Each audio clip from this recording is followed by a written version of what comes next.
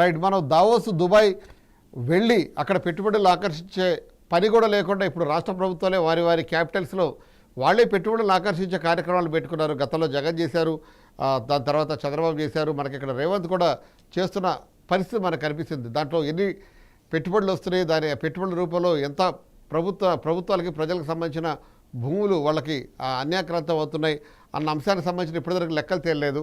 సరే, ఇవన్నీ ఒకసారి పక్కన పెడతాం. దీనివల్ల పెద్దగా ఒరిగే కార్యక్రమాలు ఏమైనా ఉంటాయా లేదా అనేది మనం చూస్తున్నాం.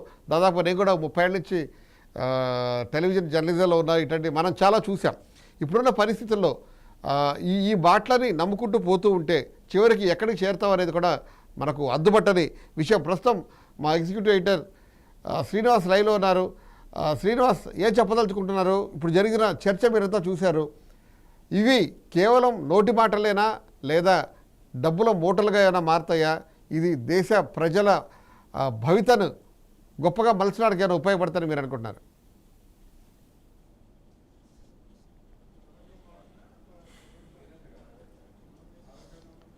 శ్రీనివాస్.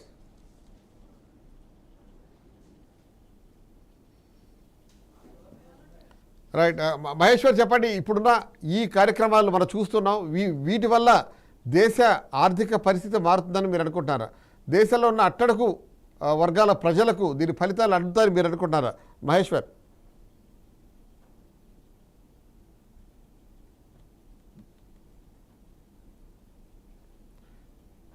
రైట్. శ్రీనివాస్. అసలు ఏం జరుగుతుందో కూడా తెలియదు మనకి.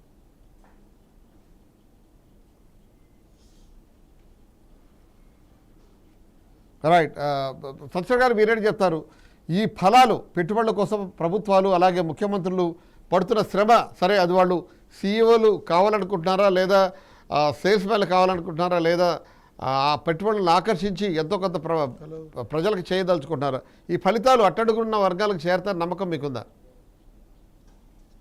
అంటే ఇప్పుడు చూస్తుంటే ఇప్పుడు ఈ పెట్టుబడులు, ఈ వ్యవహారాలు, ఈ మధ్యలో జరిగే దందాలు ఇవన్నీ కూడా మొత్తం కలగాపులం అయిపోయి అసలు సామాన్యుడికి ఏం చెప్తున్నారు? మేము అన్ని లక్షల ఉద్యోగాలు తెస్తాం, ఇన్ని వేల ఉద్యోగాలు తెస్తాం అని చెప్తున్నారు. డేటా సెంటర్స్ లో ఎక్స్పర్ట్లు చెప్పేది ఏంటంటే ఒక డేటా సెంటర్ ఒకసారి నిర్మించాక దాని మీద పెద్ద అవసరం ఏమి ఉండదు, స్టాఫ్ ఒక 500 మంది 600 మంది అని ఎక్స్పర్ట్లు చెప్తున్నారు.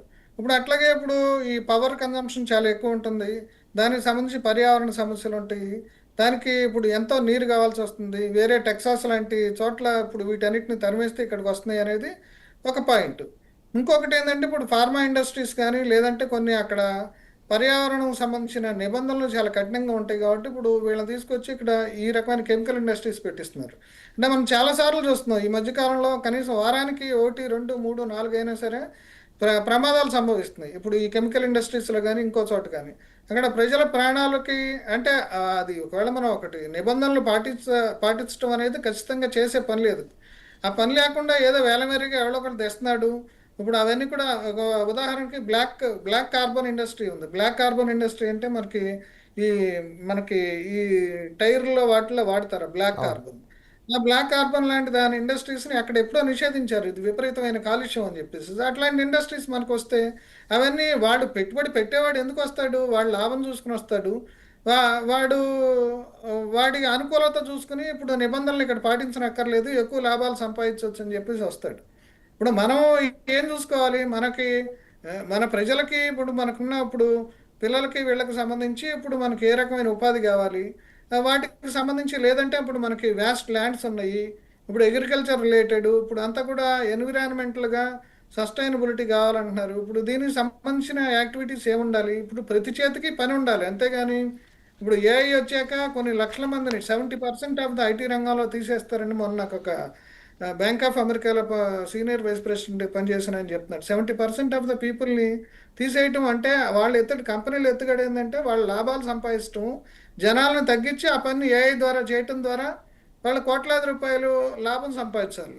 ఇప్పుడు పెట్టుబడుల ఆకర్షణ అనేది కేవలం ఒక ఫ్యాషన్గా మారిపోయింది. పెట్టుబడులు ఆకర్షించడమే, ఎన్ని లక్షల కోట్లు పెట్టుబడులు తీసుకొచ్చామన్న అంకెలపైనే ఇప్పుడు ముఖ్యమంత్రులు తమ రాజకీయాలు అంకెల్లో నడుపుతున్నారు, కూడా ఎంత ప్రజలకి నిజం ఉందో చెప్పే తెలియదు. ప్రయత్నం చేస్తున్నారు. అంకెల్లో కూడా ఎంత నిజం ఉందో తెలియదు, ప్రచారం ఎంతో తెలియదు. ఇప్పుడు మనకు సింగపూర్ లో పోయినసారి మొదటిసారి చంద్రబాబు నాయుడు వచ్చినప్పుడు ఆయన పరకాల ప్రభాకర్ టీము రోజు వాళ్ళకేంది, సింగపూర్ వెళ్ళేటప్పుడు ఒక ప్రెస్ నోటు, మధ్యలో ఉన్నప్పుడు ఒక ప్రెస్ నోటు, వచ్చేటప్పుడు ప్రెస్ నోటు. ఆ సింగపూర్ లో వాళ్ళు ఆ రోజుల్లో ఏమి యాక్టివిటీ చేశారో, ఎన్నిసార్లు పోయి ఏం చేశారో, ఆ చివరికి సింగపూర్ ఏమైందో, సింగపూర్ వాళ్ళు అమరావతిలో ఏం చేశారనేది ఏమీ లేదు. చివరికి అంతా గ్యాస్ అండ్ గఫ్. ఇప్పుడు మళ్ళీ సేమ్ పక్కాలో ఇప్పుడు మళ్ళీ అందరిని విమర్శిస్తున్నాడు. రైట్. అట్లా తయారైంది ఇప్పుడు. ఎందుకంటే ఏం జరుగుతుంది అనేది ప్రజలకి చెప్పడం అనేది వాళ్ళ బాధ్యతగా లేదు. ఇప్పుడు ఐఎన్పిఆర్ డిపార్ట్మెంట్ లాంటివి కూడా వాళ్ళకి ఏం జరుగుతున్నాయి వాస్తవంగా చెప్పకుండా ఏదో ప్రభుత్వం ఆయన వీళ్ళకి బెచ్చమేశాడు, ఈయన పెన్షన్ ఇచ్చాడు, ఇదే ప్రచారం అవుతుంది. అట్లాగే ఇప్పుడు మీడియా కూడా అట్లా తయారైంది. ఇప్పుడు సోషల్ మీడియా కానీ ఏదైనా సరే భజన పరుల సమూహం అయిపోయింది. అందుకని సమాచారం ఏం జరుగుతుంది అనేది తెలియజెప్పడం అనేది మినిమం ప్రభుత్వాల బాధ్యత, వాళ్ళ బాధ్యత అని నేను అనుకుంటున్నాను. కానీ ఆ పని కూడా సక్రమంగా చేయట్లేదు. ఇప్పుడు రాజకీయ నాయకులు స్టేట్స్మన్ స్థాయి నుంచి సేల్స్మన్ స్థాయికి పడిపోయారు, సీఎంల స్థాయి నుంచి సిఇఓల స్థాయికి పడిపోయారు. ఈ నేపథ్యంలో ప్రస్తుతం మనతో మాట్లాడడానికి మా ఎగ్జిక్యూటివ్ ఎడిటర్ శ్రీనివాస్ లైవ్లో సిద్ధంగా ఉన్నారు. శ్రీనివాస్, ఎలా అనిపిస్తుంది ఇప్పుడు జరిగిన డిస్కషన్ బట్టి చూస్తే? పెట్టుబడులను ఆకర్షించడం ఒక రకంగా దేశ ఆర్థిక పరిస్థితిపై మంచి ప్రభావం చూపిస్తుంది, అందరికీ పనులు దొరుకుతాయి, ఉద్యోగాలు దొరుకుతాయి, అలాగే ఆర్థిక అభివృద్ధి సాధ్యమవుతుంది. కానీ ఇన్నేళ్లుగా జరుగుతున్న ప్రయత్నాలు, ఇన్నేళ్లుగా తీసుకొచ్చిన పెట్టుబడులు ఎంత తెచ్చారు, ఎంత వినియోగించారు, ఎంత అప్పు చేశారు, ఎంత వడ్డీలు కట్టారు, ఇవన్నీ ఒకసారి లెక్కలు చూసుకుంటే గుండెలు బాదుకోవాల్సిన పరిస్థితి ఉంటుంది. ఈ పరిస్థితిని మీరు ఎట్లా అర్థం చేసుకుంటారు? దీనివల్ల వనగూరే ప్రయోజనాలు ఏంటి? అలాగే ముఖ్యమంత్రులు క్షేత్రస్థాయిలో ఉన్న ప్రజల గురించి లేదా క్షేత్రస్థాయిలో ఉన్న అవసరాల గురించి పట్టించుకోవాల్సిన అవసరం ఉంది. ఎంతో కొంత పట్టించుకుంటూ ఉంటారు, ఎందుకంటే అక్కడ గ్రౌండ్ స్టాఫ్ ఉంటారు, గ్రౌండ్ లీడర్స్ ఉంటారు. కానీ ఫోకస్ అంతా ఎంత పెట్టుబడి తీసుకొచ్చాం, దావోస్ ఎప్పుడు వెళ్తున్నాం, దుబాయ్ ఎప్పుడు వెళ్తున్నాం, అలాగే దావోస్ దుబాయ్ లాంటిది వేదికని మనం మన ప్రాంతంలో ఎప్పుడు ఏర్పాటు చేయబోతున్నాం. మనం చూసాం వైజాగ్లో జరిగిన ఒక హాస్యాస్పదమైన క్రతువు చూసాం లాస్ట్ గవర్నమెంట్లో. సో ఇటువంటివన్నీ రిపీట్ అవుతూనే ఉన్నది. దీన్ని ఎట్లా అర్థం చేసుకోవాలి? ప్రభుత్వాలు చెప్పుతున్నది ఒకటి, ఆచరణలో జరుగుతున్నది ఒకటి. పెట్టుబడులు తెస్తున్నామనేటువంటి పేరుతో ఏదో హాలిడే ట్రిప్పులకి దావోస్ పోయినా లేకపోతే దుబాయ్ పోయినా ఎక్కడికి పోయినా ఏదో హాలిడే ట్రిప్పులకు పోయినట్టే ఉంటుందే తప్ప ఎన్ని లక్షల కోట్లు మేము అన్ని లక్షల కోట్లు తెచ్చాము, ఇన్ని లక్షల కోట్లు తెచ్చామని చెప్పి ఫిగర్లు చెప్పి లక్షలాది ఉద్యోగాలు వస్తున్నాయని చెప్పి చెప్తారు. లక్షలాది ఉద్యోగాలు ఎవరికి వస్తున్నాయి? అందులో స్థానికులు ఎంత? మరలా ఎక్కడెక్కడో ఒక్కొక్క ఫీల్డ్ ఎక్స్పర్ట్స్ని నీకు దేశం నుంచి ప్రపంచవ్యాప్తంగా ఇతర దేశాల నుంచి కూడా తీసుకుంటున్నారు. ఒకవేళ 1-6 కంపెనీలు వచ్చినా, గూగుల్ లాంటి సంస్థలు వచ్చినా, ఇంకెవరు వచ్చినా కానీ వాళ్ళు స్థానికులకైతే ఏం ఉద్యోగాలు ఇవ్వరు కదా. ఒక కంపెనీ ఇక్కడ పెడితే వచ్చే ఉద్యోగాలు ఏమిటి?